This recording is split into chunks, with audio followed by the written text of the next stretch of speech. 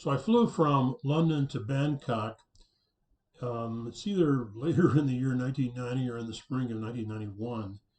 I flew there to be a part of this team formation conference that was being conducted by some leaders in Youth with a Mission. There were like 60 or 70 young people who had formed, I think it was like 8 or 9 teams, something like that. And they were, because of the change in focus from bringing groups in for drama and witnessing, preaching, and that in the cities. They were actually going to do that, but then some were going to stay, and they were actually going to be forming church planting teams. So they were in the process of putting this together, and one of the issues they had was, okay, how do we form a team? What's important to know, and what are the issues that we should have in what we called an MOU, a memo of understanding.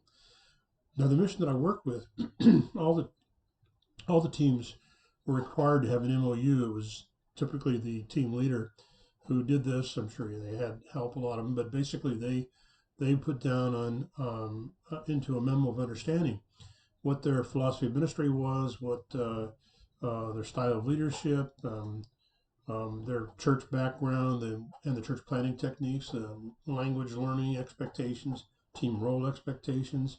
So just all these different issues that come up when you're forming a team. And so they asked me to come. And the thing is, when I was working with this mission, I was coming in as a pastor coach.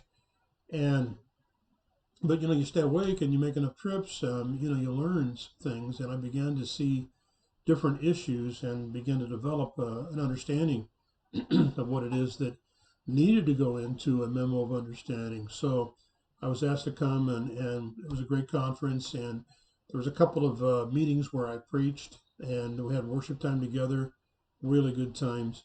Then during the day we had these like workshops where they were working on. We talked about different team formation issues, and then they would go and break up into their teams and work on those and report back. So that was a kind of a thing we did for 2 or 3 days in addition to the evening sessions. And at the end of that time, they had a really good grasp on individual memo of understandings, MOUs, and they're different. The group was different, different church backgrounds and different styles of leadership, etc. And so they had to work on all that, including conflict resolution and that kind of thing. So they worked on those things, and I think there were probably about maybe 10 or 12 uh, foundational issues that we dealt with that they began to work on during that time. Now, in one of the evening sessions, there was a young man who kind of sang a prophecy, and it apparently he did this in different meetings from time to time, but I suddenly he just broke out in song as we were worshiping, and into a prophetic song as we all understood it. And it goes like this. So that the word, and he sang it. I want to say it first. Maybe I'll sing it, but I'm going to say it first. I am raising you up to be living minarets among the sons of Ishmael. Repeating, I am raising you up to be living minarets among the sons of Ishmael. Why then? Why then do you trust in your own wisdom? Trust in me. Trust only in me, and I will show you power that you do not know.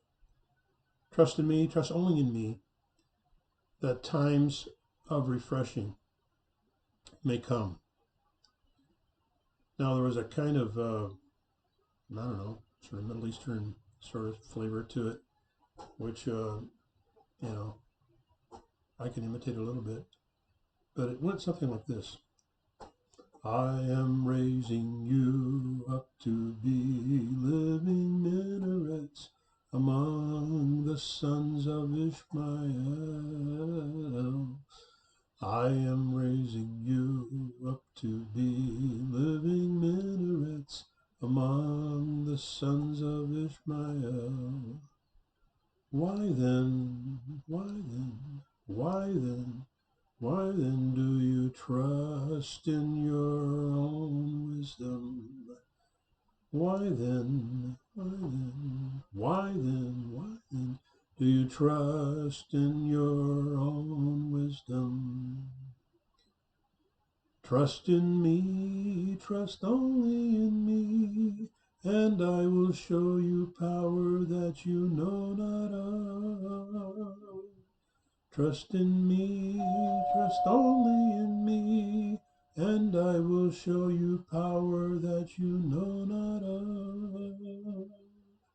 Trust in me, trust only in me, that times of refreshing may come.